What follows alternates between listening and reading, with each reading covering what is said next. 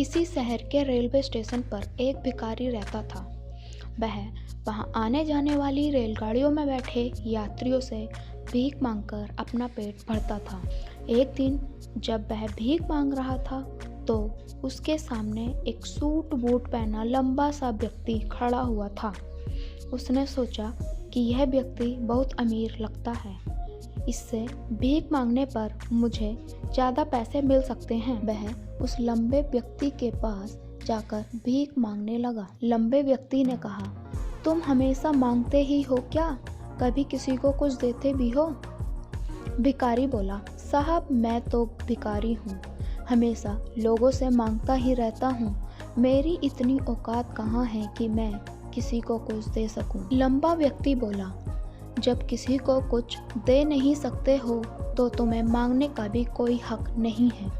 मैं एक व्यापारी हूँ और लेने देने में ही विश्वास करता हूँ।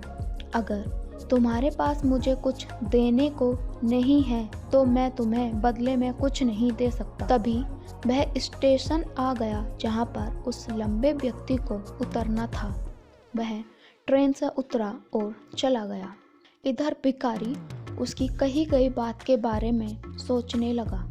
उस लंबे व्यक्ति के द्वारा कही गई बात उस भिखारी के दिमाग में उतर गई। वह सोचने लगा कि शायद मुझे भीख में अधिक पैसा इसीलिए नहीं मिलता है क्योंकि मैं उसके बदले में किसी को कुछ नहीं दे पाता हूँ। लेकिन मैं तो भिखारी हूँ, किसी को कुछ देने के लायक भी नहीं हूँ। लेकिन कब तक मैं लोगों को बिना कुछ दिए ही केवल मांगता ही रहूँगा।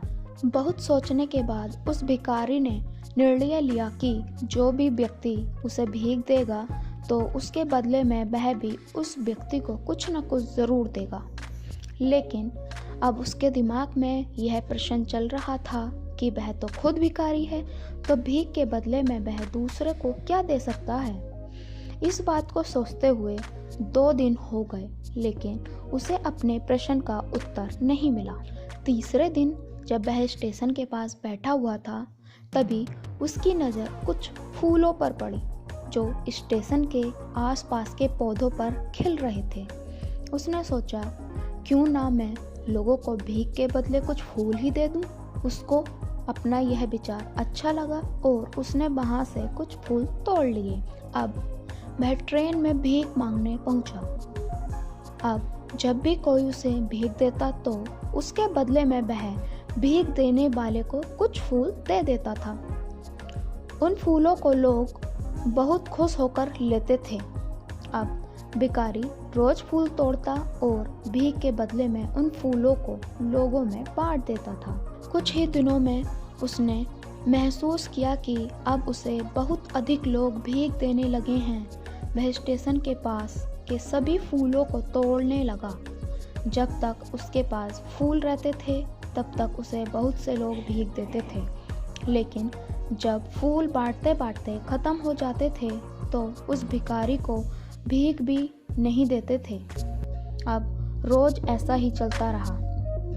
एक दिन जब वह भीख मांग रहा था तो उसने देखा कि वही लंबा व्यक्ति ट्रेन में बैठा है, जिसकी वजह से उसे भीख के बदले फूल देने की प्रेरणा मिली। वह तुरंत उस व्यक्ति के पास पहुंच गया और भीख मांगते हुए बोला, आज मेरे पास आपको देने के लिए कुछ फूल हैं। आप मुझे भीख दे दीजिए तो बदले में मैं आपको कुछ फूल दे दूंगा। लंबे व्यक्ति ने उसे भीख के रूप में कुछ पैसे दे दिए और भिखारी ने कुछ फूल उसे दे दिए। लंबे व्यक्ति को यह बात बहुत पसंद आई। वह बोला, वाह क्या बात है, आज तुम भी मेरी तरह एक व्यापारी बन गए। इतना कहकर फूल लेकर वह लंबा व्यक्ति अपने स्टेशन पर उतर गया। लेकिन उस लंबे व्यक्ति द्वारा कही गई बात एक बार फिर से उस भिखारी के दिमाग में उतर गई। वह बार बार उस लंबे व्यक्ति के द्वारा कही गई लाइनों के बारे में सोचने लगा और बहुत खुश होने लगा। उसकी आंखें अब चमकने लगीं।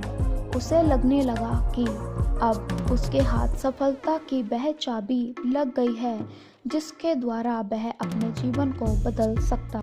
वह तुरंत ट्रेन से नीचे उतरा और उत्साहित होकर बहुत तेज आवाज में ऊपर आसमान की तरफ देखकर बोला, मैं भिखारी नहीं हूँ, मैं तो एक व्यापारी हूँ। मैं भी उस लंबे व्यक्ति जैसा बन सकता हूँ, मैं भी अमीर बन सकता हूँ। लोगों ने उसे देखा तो सोचा कि शायद यह भिखारी पागल हो गया है और अगले दिन से वह भिखारी उस स्टेशन पर फिर कभी नहीं दिखाई दिया। लेकिन 6 महीने बाद इसी स्टेशन पर 2 व्यक्ति सूट बूट पहने हुए यात्रा कर रहे थे। दोनों ने एक दूसरे को देखा और आपस में एक दूसरे से हाथ मिलाया। पहला व्यक्ति बोला, क्या आपने मुझे पहचाना? दूसरा व्यक्ति बोला, नहीं, क्योंकि मेरे हिसाब से हम लोग पहली बार ही मिल रहे हैं। पहला व्यक्ति बोला, नहीं, आप याद कीजिए, हम पहली बार नहीं बल्कि तीसरी बार मिल रहे हैं। दूसरा व्यक्ति बोला, मुझे याद नहीं, वैसे हम पहले 2 बार कब मिले थे? अब पहला व्यक्ति मुस्कुराया और बोला, हम पहले भी 2 बार इसी ट्रेन में मिल चुके हैं। मैं वही भिखारी हूँ जिसको आपने पहली मुलाकात में बताया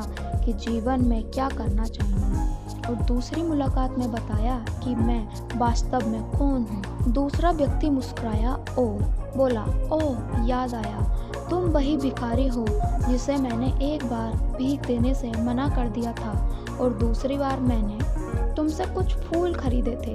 लेकिन आज तुम यह सूट बूट में कहाँ जा रहे हो और आजकल क्या कर रहे हो? तब पहला व्यक्ति बोला, हाँ, मैं वही भिखारी हूँ, लेकिन आज मैं फूलों का एक बहुत बड़ा व्यापारी हूँ और इसी व्यापार के काम से कहीं दूसरे शहर जा रहा हूँ। कुछ देर रुकने के बाद मैं फिर बोला, आपने मुझे पहली मुलाकात में प्रकृति का वह नियम बताया था जिसके अनुसार हमें तभी कुछ मिलता है जब हम कुछ देते हैं, लेन देन का यह नियम। लेकिन मैं खुद को हमेशा भिखारी ही समझता रहा।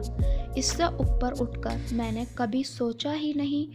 अब मैं समझ चुका था कि मैं वास्तव में एक भिखारी नहीं बल्कि व्यापारी बन चुका हूँ। मैंने समझ लिया था कि लोग मुझे इतनी भीख क्यों दे रहे हैं, क्योंकि वह मुझसे भीख नहीं दे रहे थे बल्कि उन फूलों का मूल्य चुका रहे थे। मैं लोगों की नज़रों में एक छोटा व्यापारी था, लेकिन मैं अपनी नज़रों में एक भिखारी ही था। सभी लोग मेरे फूल खरीद रहे थे क्योंकि इससे सस्ते फूल उन्हें कहाँ मिलते। आपके बताने पर मुझे समझ आ गया था कि मैं एक छोटा व्यापारी हूँ। मैंने ट्रेन में फूल बांटने से जो पैसे कमाए उनसे बहुत से फूल खरीदे और फूलों का व्यापारी बन गया। यहाँ के लोगों को फूल बहुत पसंद हैं और उनकी इसी पसंद ने मुझे आज फूलों का एक बहुत बड़ा व्यापारी बना दिया। दोनों व्यापारी अब खुश थे और स्टेशन आने पर साथ उतरे और अपने अपने व्यापार की बात करते हुए आगे बढ़ गए।